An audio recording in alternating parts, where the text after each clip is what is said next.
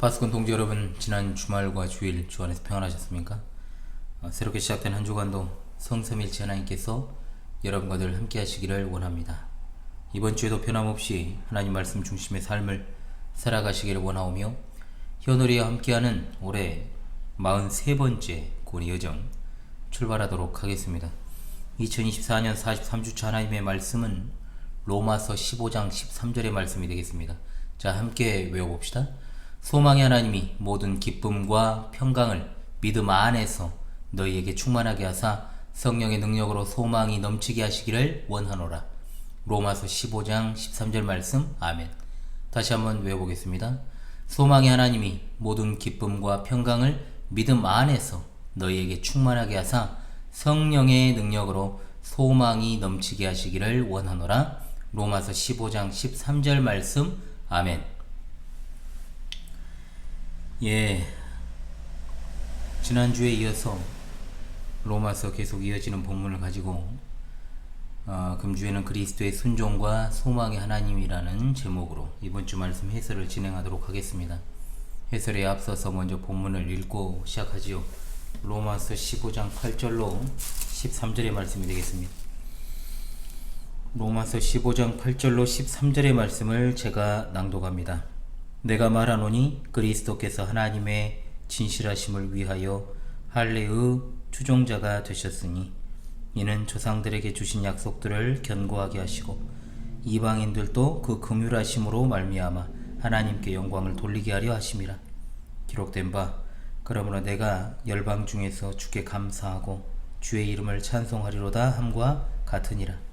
또 이르되 열방들아 주의 백성과 함께 즐거워하라 했으며 또 모든 열방들아 주를 찬양하며 모든 백성들아 그를 찬송하라 하였으며 또 이사야가 이르되 이새의 뿔이 곧 열방을 다스리기 위하여 일어나시는 이가 있으리니 열방이 그에게 소망을 두리라 하였느니라. 소망의 하나님이 모든 기쁨과 평강을 믿음 안에서 너희에게 충만하게 하사 성령의 능력으로 소망이 넘치게 하시기를 원하노라. 아멘.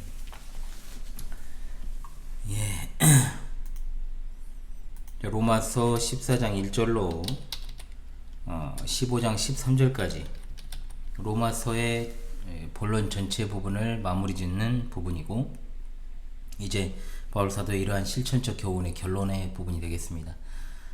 우리가 13장부터 지금까지 로마서의 1차적 수신자인 로마 교회가 당면한 여러 문제를 해결하는 방법에 대한 바울사도의 권면에 대해서 상고하였습니다.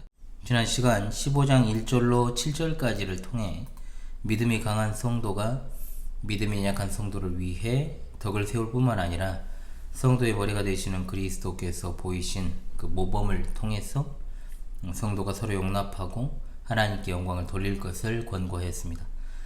자, 오늘 본문 8절로 13절까지도 우리의 모범이 되시는 예수 그리스도의 삶에 대해서 전달하되, 특별히 유대인과 이방인이 다 함께 하나님께 영광 돌리도록 하셨으니 교회 안에 있는 유대인과 이방인이 다 함께 연합하여 하나님께 영광 돌려야 한다라고 말씀합니다. 이것을 하나님의 아들이신 그리스도께서 이 땅에 오셔서 할례의 수종자가 되심으로 조상들에게 주신 약속들을 견고하게 하셨고, 또한 모든 민족이 하나님께 영광을 돌리게 하셨다라는 것에 근거해서 이제 설명을 하고 있습니다. 자, 이 사실에 대해서 구약 성경의 네 구절을 인용하고 또 그 후에 로마 교회 성도들을 향한 기원으로 이 편지의 본론을 마무리합니다. 오늘 말씀을 통해서 우리 동지들은 예수 그리스도 안에서 생겨난 새로운 질서 안에서 예수님을 찬양하고 또한 예수님을 주신 하나님께 모든 영광과 감사와 찬송을 돌려야 될 줄로 합니다.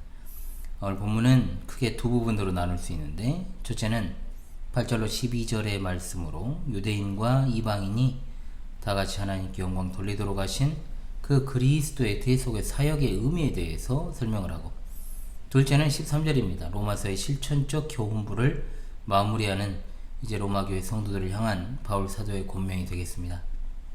자, 이제 본문을 본격적으로 이제 해설하도록 하겠습니다. 첫째로 예수님은 그 언약에 신실하신 하나님을 따라 이스라엘 조상들에게 주신 언약을 성취하신 하나님이십니다. 아멘. 자, 우리가 보고 있는 개역 개정판, 여러분 개역 성경을 보십니까? 개역 개정판을 보십니까? 어찌됐든 제가 개역 개정판의 성경에 8절에 할례의 추종자라고 번역이 되었는데, 저도 읽으면서도 좀 아까 망설였는데 좀 이상하지요. 원문에는 할례의 봉사자, 수종자라는 뜻입니다. 자, 추종자와 수종자는 완전 다른 말이죠. 추종자라 하면 할례파라는 말이고, 수종자라 그러면 예수님이 할례를 받으신 자가 되었다는 뜻입니다. 비록 예수님은 그럴 필요가 전혀 없으신 하나님의 아들이시고 하늘의 영광과 존귀를 누릴 권한을 가지고 계신 분이시지만, 여자의 몸에서 나시고 또한 율법 아래 나셔서 율법 아래 복종하시고 수종드신 분이십니다. 하나님의 아들로서 그 어떤 것에도 구애받지 않고 마음대로 행하실 수 있었으나 겸손하게 자기 자신을 제한하시고 스스로 구속당하셨던 것입니다. 여기 하나님의 진실하심이라는 말은 신실하심으로 번역하는 것이 낫습니다. 하나님이 하나님 되시는 것은 그가 하신 말씀이 성취되는 것과 관련이 있죠. 따라서 바울 사도의 그 말의 핵심은 뭐냐? 하나님께서 조상들에게 약속하신 것들을 이루시기 위해, 여기서 조상이라 함은 믿음의 조상 아브라함, 이삭, 야곱, 요셉과 같은 족장, 그리고 모세를 비롯한 선지자들을 가리킵니다. 예수님께서 자기를 비워 이 땅에 오셔서 율법 아래 복종하시고 고난을 받으셨다는 겁니다. 만일 예수님께서 율법 아래 나셔서 율법을 다 지키지 아니하셨다면 하나님의 신실하심이 지켜지지 못했을 것입니다. 자, 왜냐? 조상들에게 하신 하나님의 언약은 예수 그리스도를 통하여 성취되기 때문입니다. 곧 그리스도 안에서 모든 믿는 자에게 그 약속이 주어지기 때문이죠. 갈라디아서 3장 14절 말씀, 이는 그리스도 예수 안에서 아브라함의 복이 이방인에게 미치게 하고 또 우리로 하여금 믿음으로 말미암아 성령의 약속을 받게 하려 함이라 말씀하고 있습니다. 따라서 예수님께서는 하나님의 약속이 헛되지 않기 위해서, 곧 하나님의 신실하심을 지키기 위해 스스로 율법 아래 나시고 율법에 순종하셨는데, 어디까지 순종하셨는가? 바로 그것은 십자가에 죽기까지 복종하셨습니다. 그 결과 아브라함의 복이 그를 통해 이방인들에게 미쳐지게 된 것이죠. 갈라디아서 3장 8절, 또 하나님이 이방을 믿음으로 말미암아 의로 정하실 것을 성경이 미리 알고 먼저 아브라함에게 복음을 전하되 모든 이방인이 너로 말미암아 복을 받으리라 하였느니라. 아멘. 즉 아브라함을 비롯한 모든 조상들에게 주신 복이 예수 그리스도를 통하여 성취되어서 모든 이방인들에게 미치게 되었다는 말씀이죠. 분명히 예수님은 온 인류를 위한 일꾼, 즉 정확히 말하면 온 세상에 퍼져 있는 하나님의 택자들을 위한 일꾼이셨지만, 먼저는 유대인을 위한 일꾼으로 오셨다는 말입니다.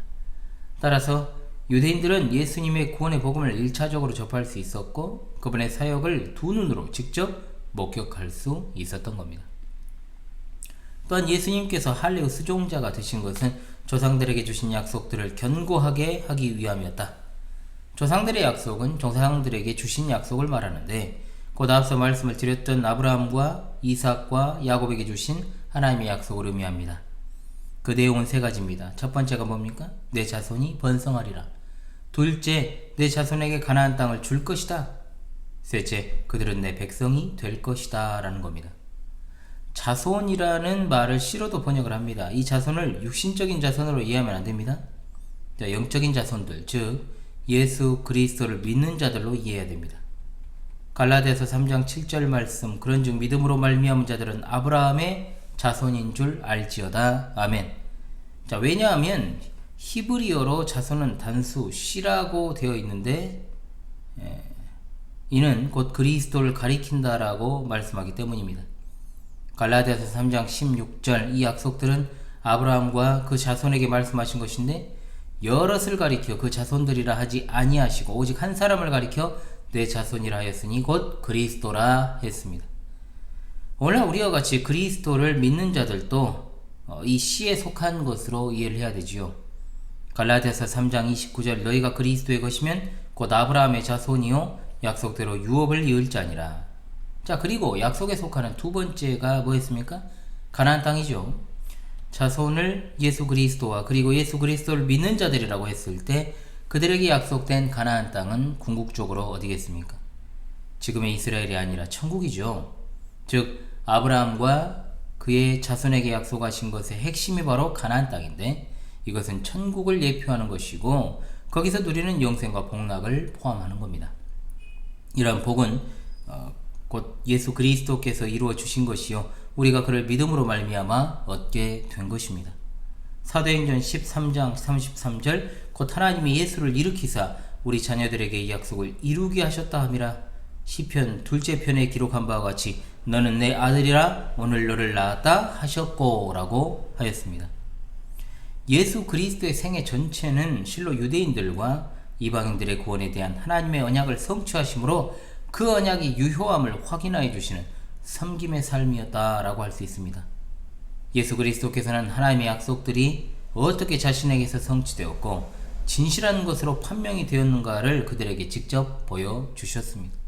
즉 하나님께서 우리에게 주신 모든 약속들은 불변하는 진리임이 예수 그리스도를 통하여 이미 입증되었다는 겁니다. 따라서 이것에 대해서 아무도 그렇지 않다라고 반박할 수 없습니다. 하나님의 신실하심을 확정하고 하나님의 구원 약속을 이루시는 바로 그것이 예수님의 사역의 중요한 측면입니다. 둘째로 예수님은 유대인들 뿐만 아니라 이방인들도 하나님께로부터 받은 긍휼로 인하여 하나님께 영광 돌리도록 사역하신 하나님이십니다. 8절에 이미 나온 것처럼 예수님께서 유대인들의 수종자가 되신 것은 그들의 조상들에게 주어진 약속들을 모두 이루시기 위함이라고 했습니다. 이와 동시에 9절로 12절에 나오는 것처럼 그리스도께서는 이방인들로 하여금 하나님께 받은 긍휼로 인하여 하나님께 영광을 돌리도록 사역하십니다. 여기 나오는 이방인들은 예수 그리스도를 믿는 이방인, 그리스도인을 가리키는 거죠. 전에는 이스라엘이 하나님의 소유된 특별한 백성으로 여겨졌지만 그리스도의 복음이 만방에 전파되어서 이제는 이방인들도 하나님의 구원의 분깃을 소유하게 된 것입니다. 베드로전서 2장 9절 말씀 그러나 너희는 택하신 족속이요 왕같은 제사장들이요 거룩한 나라요 그의 소유가 된 백성이니 이는 너희를 어두운 데서 불러내어 그의 기이한 빛에 들어가게 하신 이의 아름다운 덕을 선포하게 하려 하심이라. 아멘. 예수 그리스도로 말미암아 유대인과 이방인의 구별이 없어진 것입니다. 에베소서 2장 12절로 22절의 내용이 바로 그것을 가리키고 있죠. 12절에서 13절만 보게 되면 그때 너희는 그리스도 밖에 있었고 이스라엘 나라 밖의 사람이라 약속의 언약들에 대하여는 외인이요 세상에서 소망이 없고 하나님도 없는 자이더니 이제는 전에 멀리 있던 너희가 그리스도 예수 안에서 그리스도의 피로 가까워졌느니라. 아멘. 복음은 유대인들에게 먼저 전파되었고 그 다음이 이방인이지만 얻게 되는 분깃의 차이는 없다는 겁니다. 본문은 바로 그러한 사실 그리고 로마서에서 계속해서 말씀하는 것 그리고 여러 서신에서도 그것을 강조하고 있습니다. 하나님의 구원이라는 이 놀라운 역사의 밑그림은 긍휼이라는 단어에 있습니다. 긍휼이란 불쌍한 자와 고통받는 자를 향하여 그들을 구제하고자 하는 친절을 뜻합니다. 이때 친절받는 사람은 그 친절을 요구할 권리가 없지요. 그저 베푸는 사람의 무조건적 사랑으로 그 친절 받게 되는 것입니다. 우리도 마찬가지였습니다. 구원을 요청할 권리가 없는 자들이었지만 하나님의 무조건적인 은혜로 말미암아 구원에 동참하게 된 것임을 잊지 말아야 됩니다. 하나님의 사랑은 무조건적이라는 것의 말의 위대함을 늘 가슴에 간직하며 살아가시길 바랍니다. 그러면서 구약 성경의 이방인의 구원에 대한 약속 그리고 그들이 주께 나와 감사하고 찬송할 것에 대해서 나와 있음을 보여주기 위하여 네 곳을 연이어서 인용하고 있죠. 이런 인용을 통해서 이방인들이 주께로 돌아올 것이 구약의 여러 곳에 예언되어 있음을 보여주고 또한 바울 사도가 전하는 복음이 성경에 굳건한 기초를 두고 있음을 강조하는 것입니다. 첫 번째 인용은 다윗의 말입니다. 사무엘하 22장 50절 같은 내용이 시편 18편 49절에도 나옵니다. 이러므로 내가 열방 중에서 주께 감사하고 주의 이름을 찬송하리로다. 자, 여기 찬송하다라고 하는 단어의 원어 무엇입니까? 자백하다, 인정하다, 공개적으로 고백하다, 솔직하게 인정하다라는 뜻입니다. 여기서 하나님의 자비하심과 위엄을 인정한다라는 의미의 찬양하다라는 뜻이 나온 거죠. 따라서 이 말은 하나님의 구원하심을 생각하면서 그것에 대해서 모든 사람이 알 수 있도록 공개적으로 드러낸다라는 뜻입니다. 이것이 바로 하나님께 대한 감사의 표현과 찬양이 될 수 있는 것이죠. 이방이든 우리가 하나님을 찬송할 수 있게 되었다면 우리 기독교인의 전도라고 하는 것은 결코 내가 다니는 교회를 홍보하는 방식이 되어서는 안 되는 겁니다. 그리스도인이 전도하는 1차적이고 궁극적인 목적, 바로 하나님께 대한 우리의 감사와 찬양을 표현하는 것입니다. 내가 받은 구원이 너무나 감사한데 그것을 알리지 않을 사람이, 소문내지 않을 사람이 어디 있겠습니까? 어떻게든 소문내고 싶고 알리고 싶은 것이 당연합니다. 이런 하나님께 대한 감사와 찬양을 표현하는 것을 순수한 의도로 복음을 전파하고 또한 복음 전도 행위를 한다면 결코 하나님께서는 그러한 행위를 잊지 않으시고 기쁘게 받아주실 줄로 믿습니다. 하나님께 영광을 돌림이 먼저라고 하는 사실입니다. 두 번째 인용은 신명기 32장 43절입니다. 열방들아 주의 백성과 함께 즐거워라 입니다. 긍휼로 구원을 받은 이방인들에게 약속으로 구원을 얻은 이스라엘과 함께 즐거워라라는 권고죠. 그리스도의 복음이 이방인에게 이런 것을 보고 다 함께 기뻐하라고 권합니다. 모세나 그리고 인용하는 바울 사도가 말하는 기쁨은 세상 사람들이 향락을 통해 추구하는 기쁨과는 완전하게 다르죠. 기독교적 쾌락의 원천, 바로 그 안에 내주하시는 성령님이시요 외적 환경에 결코 의존하지 않습니다. 그것은 아무것도 우리를 그리스도 안에 있는 하나님의 사랑에서 끊을 수 없음을 확신하는 믿음에서 옵니다. 구원 얻은 성도의 삶의 특징 가운데 하나가 뭐냐? 바로 기쁨이죠. 기쁨, 우리는 이것을 주의 백성, 곧 유대인과 공유하게 된 것입니다. 유대인과 이방인의 차별이 없고 함께 구원의 기쁨을 공유하도록 명령받았는데 교회 내에 비본질적인 문제로 성도 간의 분쟁과 갈등이 있다면 그건 너무나도 잘못된 일이죠. 바울 사도는 신명기 내용을 인용하면서 로마 교회 내 분열과 갈등의 잘못됨을 지적하고 있는 겁니다. 오늘날 우리는 대한민국이라는 헌법적 종교의 자유, 집회의 자유, 예배의 자유를 누리는 가운데서 같은 민족으로나 문화적으로나 동일한 성도들과 더불어서 신앙생활을 하고 있음에도 서로 간의 분쟁이 있어서는 안 된다는 겁니다. 오로지 그리스도 안에 있는 하나님의 사랑으로 결속이 되는 우리 모두가 됩시다. 아멘. 세 번째 인용은 시편 117편 1절입니다. 모든 열방들아 주를 찬양하며 모든 백성들아 그를 찬송하라고 했습니다.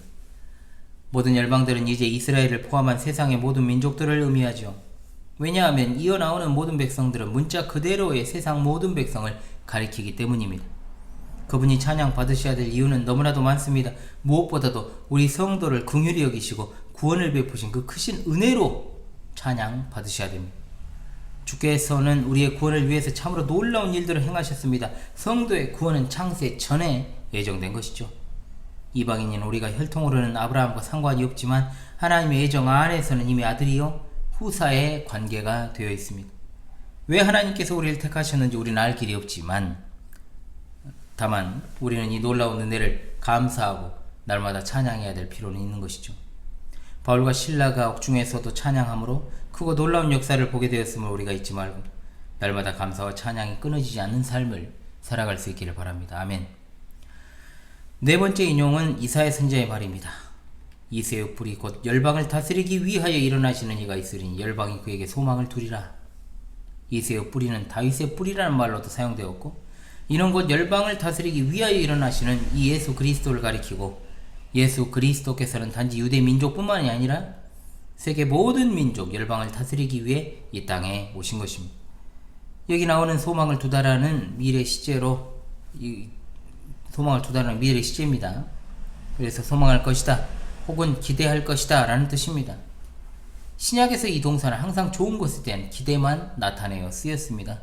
즉 소망은 그리스도의 구원 사역에 대한 믿음의 근거를 두고 있고 그것은 성령님에 의해서 계속 유지되어 가는 것이죠. 이러한 소망은 그리스도인의 삶에 있어서 핵심적인 부분을 차지합니다. 또한 이제 소망은 반드시 이루어질 그리스도의 재림을 바라보는 종말론적 성격을 지니는 것이죠. 예수 그리스도의 십자가는 유대인들만 위한 것이 아니라 인류를 위한 것이요 이것을 통하여 유대인들과 마찬가지로 이방인들도 하나님께 나아갈 수 있게 된 것입니다. 누구든지 예수님께 소망을 두는 이들은 실망하지 않지만 예수님이 아닌 다른 것에 소망을 두는 이들은 한 사람도 예외 없이 절망에 빠지게 되어 있습니다. 예수 그리스도는 천하 인간에 하나님께서 주신 구원 얻을 유일한 이름이기 때문입니다. 아멘. 자, 이제 우리는 로마서 본론의 결론이자 사실상 바울 사도가 로마 교회를 향해 주는 실질적 교훈의 마무리 단계 말씀을 받게 됩니다. 그것이 바로 로마서 15장 13절 이번 주 하나님의 말씀입니다. 이 말씀은 12절에 열방이 그에게 소망을 두리라는 말씀을 이어받습니다. 이 부분은 이제 첫 번째 축복 기도다 라고 부르기도 합니다. 그것은 15장 33절과 16장 20절에도 이 기도가 나오기 때문이죠. 다 중요하지만 특히나 본서 전체적으로 봤을 때 이 부분의 축복 기원은 매우 중요합니다. 이 절은 예수 그리스도 안에서 우리가 하나됨으로 이룩한 형제애를 누리는 복된 생활을 요약하는 말씀이기 때문입니다. 그런 생활의 근원은 소망의 하나님이시고 그런 생활의 분량은 모든 기쁨과 평강으로 넘치게 되며 그런 생활의 질은 하나님께서 우리에게 원하시는 기쁨과 평강입니다. 그런 생활의 조건은 무엇입니까? 바로 신앙입니다. 믿음입니다. 그런 생활의 목적은 우리가 풍성하게 되는 것이요 그러한 생활을 가능하게 하는 것은 거룩한 능력이요 인도자는 바로 성령 하나님이십니다. 아멘. 여기서 중요한 단어가 5가지가 나옵니다. 반드시 기억하십시오. 첫 번째 바로 소망입니다. 소망. 하나님께서는 모든 좋은 일의 근원이시기 때문에 소망의 근원이요 소망의 목적이 되십니다. 바울 사도는 결코 세상이 말하는 것과 같은 막연한 소망, 뭡니까? 할 수 있다, 하면 된다? 밝은 희망을 바라보렴? 절대 포기하지 마, 할 수 있어. 넌 분명히 할 수 있어. 이런 식으로 말하지 않습니다. 하나님이 없는 우리의 상태에는 철저하게 영구불변하게 소망이 없습니다. 즉 하나님을 제외하고 소망을 논하는 것 자체가 그릇된 것이다 이 말입니다. 에베소서 2장 12절 말씀 그때 너희는 그리스도 밖에 있었고 이스라엘 나라 밖의 사람이라 약속의 언약들에 대하여는 외인이요 세상에서 소망이 없고 하나님도 없는 자이더니 라고 하였지 않습니까? 그러므로 하나님이 없는 자들은 다 이와 같습니다. 그러나 우리는 예수님을 믿음으로 말미암아 상황이 역전되어서 하나님께서 우리의 소망이시오 우리에게 소망을 주시기 때문에 이제 우리는 예수 그리스도의 사역을 통하여 그 소망을 갖게 된 것입니다. 그 어떤 것도 하나님의 역사를 대체할 것이 없습니다. 여러분의 소망은 무엇입니까? 사람입니까? 인맥입니까? 학식? 돈? 집? 명예? 건강? 방금 유감스럽게도 열거한 것들은 하루아침에 다 사라질 수 있는 것들입니다. 이러한 것에 소망을 두면 실망은 그와 정비례하여 찾아온다는 것을 절대로 잊지 마십시오. 궁극적인 만족이라는 것은 있을 수 없습니다.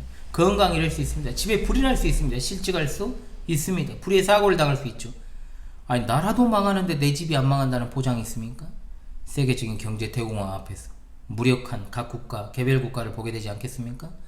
그러나 하나님께로부터 소망을 얻고 하나님께서 예수 그리스도를 통하여 자기 자신을 계시하시는 분으로 신뢰하는 사람은 어떤 경우에도 견고하게 서게 됩니다. 바울 사도는 고린도 교회에 보낸 편지에서 말합니다. 자기 자신을 갖다가 말하기를 근심하는 자 같으나 항상 기뻐하고 가난한 자 같으나 많은 사람을 부유하게 하고 아무것도 없는 자 같으나 모든 것을 가진 자로다. 아멘. 그것은 여러분 오직 하나님께만 소망을 둘 때 가능한 일입니다. 두 번째 단어는 기쁨입니다. 바울 서신에만 기쁨이 21번이 나옵니다.